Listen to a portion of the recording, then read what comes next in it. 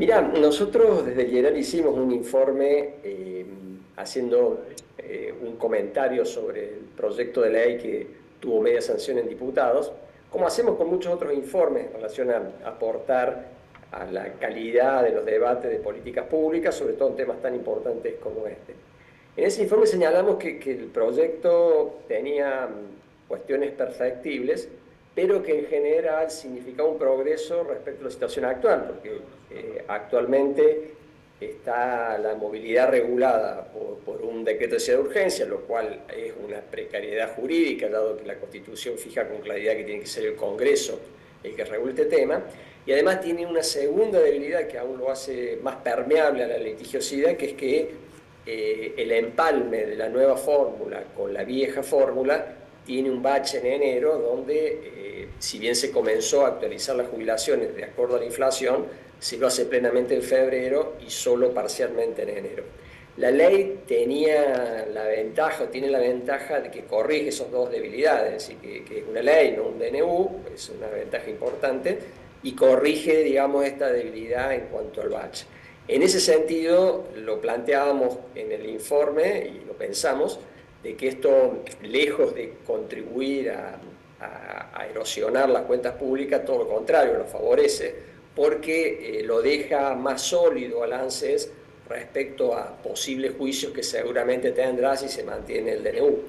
Ahora, Osvaldo, lo dejan más firme al ANSES en el futuro. Ahora, ¿qué pasa en el presente? Porque el presidente ha sido presidente, bueno, y todo su séquito, sumamente duro respecto de esta cuestión, habla de degenerados fiscales y demás, porque dice que de promulgarse esta ley se acabó el déficit cero.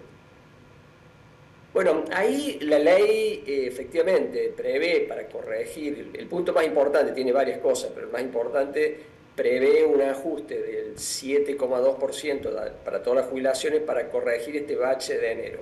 Efectivamente eso implica una expansión del gasto del 7%, pero actualmente en la masa jubilatoria hay un gasto del orden del 14% que lo maneja discrecionalmente el gobierno, que es el conocido bono de 70.000 Mm. pesos que cobran los jubilados que tienen haberes más bajos.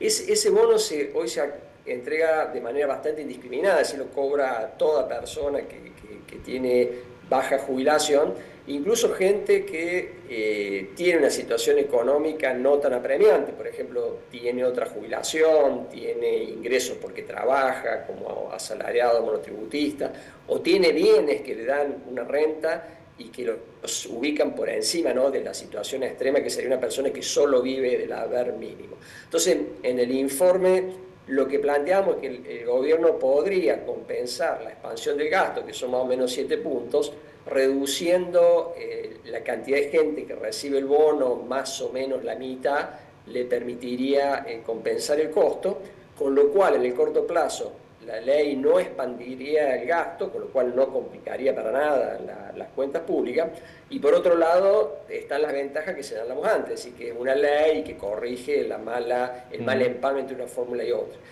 La suma de los dos factores, si no expande el gasto en el corto plazo, evita juicio a futuro, claramente es algo que ayuda al equilibrio fiscal en lugar de complicarlo. Osvaldo, le hago una consulta. El argumento esencial que plantea el Gobierno Nacional para ir en contra de esta ley y seguir sosteniendo el DNU es lo que comentaban recién, ¿no? El equilibrio fiscal. De momentos da la sensación de que es una cuestión meramente ideológica. ¿Usted piensa algo similar en ese sentido? Y si no es por el camino de la emisión monetaria, ¿por dónde se puede contrarrestar ese gasto, entre comillas, que, bueno, sin lugar a dudas es una inversión para los jubilados? Como te señalé recién, tiene herramientas el gobierno focalizando mejor el bono. Es decir, este bono de 70.000, que hoy se Bien. entrega prácticamente a todos los jubilados que tienen a ver en el mínimo, cerca del mínimo, si se selecciona mejor, seguramente ahí podría haber un ahorro que prácticamente compensaría el costo. ¿Por qué no se hace eso? Bueno, una tesis, la que vos planteás, un tema ideológico, bueno, de que el gobierno no quiere que el Congreso le marque una agenda o no permitir, ¿no?, de que haya proyectos de ley que no tengan, digamos, un respaldo financiero, aun cuando en este caso, si bien el proyecto no lo dice, en la práctica sí lo podría tener. U otra es directamente no conocimiento del tema, es decir, un tema muy complejo donde, como ustedes ven, se combinan cuestiones económicas, financieras, pero también jurídicas. Hay un fuerte contenido jurídico, es decir, muy compleja la normativa laboral, previsional, perdón, y por lo tanto no ha habido una evaluación lo suficientemente profunda como para encontrarle una vuelta al tema, que claramente, entendemos nosotros, sería mucho mejor que quedarse con un DNU, más allá del desgaste que significa vetar una ley. El día después te quedás con un DNU que tiene todos los problemas que señalé al principio, que es que efectivamente te ayuda a ahorrar hoy y probablemente hoy tengas superávit, pero estás generando un pasivo por estos juicios que seguramente la ANSES va a perder en algún momento. Está bien. La otra cuestión tiene que ver con las cajas que no han sido transferidas. Ahí hay montos importantes porque la ley ordena a que se pongan al día y que después se sigan financiando las cajas, como por ejemplo la Caja de Córdoba. Ahí hay un monto importante, digo, si es que se hiciera caso, se promulgara la ley, ¿ahí sí tendría problemas el gobierno respecto de mantener el déficit? No, mirá, lo ponemos en el informe, lo que dice la ley es irrelevante, ahí sí hay un error de la ley, porque lo que la ley dice instruye a la ANSES a pagar los juicios que tienen los jubilados, que han ganado un juicio a la ANSES y que no le está pagando la ANSES, y a pagar la deuda con la caja.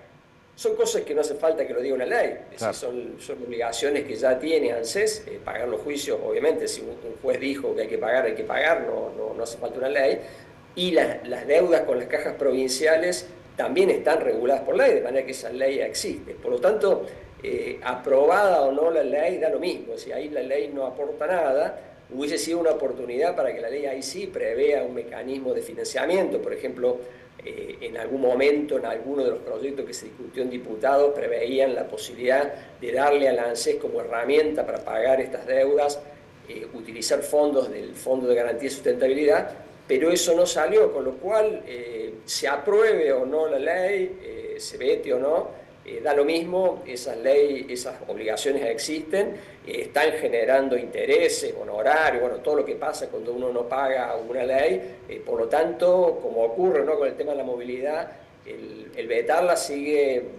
implica mantener un problema y un gasto que, bueno, la contabilidad pública no lo registra como tal, pero que está ahí latente y que en algún momento, por ejemplo, en el caso de las deudas con las cajas provinciales, que ustedes saben, muchas provincias tienen juicio, bueno, en algún momento la Corte va a fallar seguramente a favor de las provincias y por lo tanto la Nación ahí sí va a registrar un gasto importante, como bien vos señalas.